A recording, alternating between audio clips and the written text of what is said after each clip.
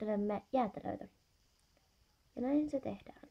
Tarvitset tähän vettä, kaakaota, sekoituskulhoon, hammastikun ja vannupuikkoja.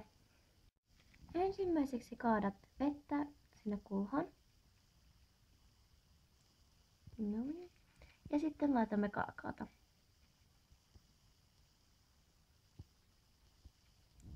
Sitten vain sekoitetaan.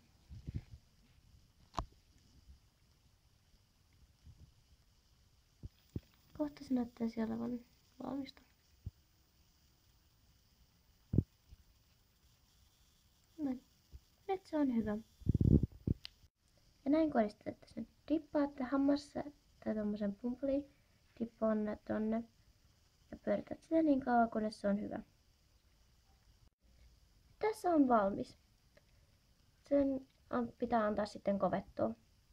Ja sama tehdään sitten toiselle, tai niin monta kuin haluat.